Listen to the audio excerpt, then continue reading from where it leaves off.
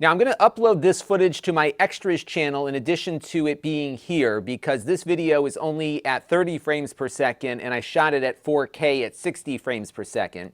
Now this was in a dark room, and as you can see, the display is kind of lighting up the Game Boy case a bit because I do have a translucent version.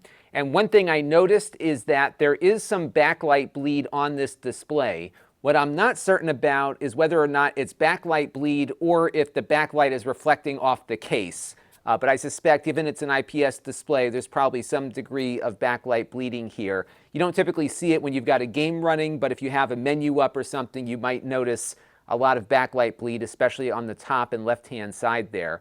But the sharpness is great on this, and it really doesn't come out in this footage.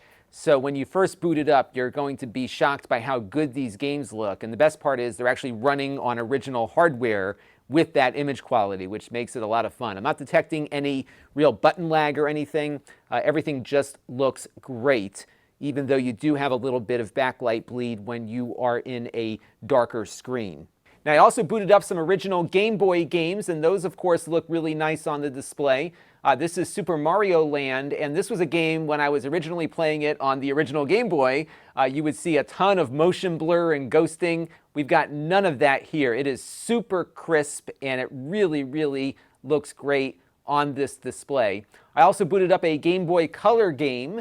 Shantae is what we're playing here, and as you can see, the colors are super crisp and clean. And again, no motion blur here at all. It just really looks nice with the exception of that backlight bleed we noted earlier.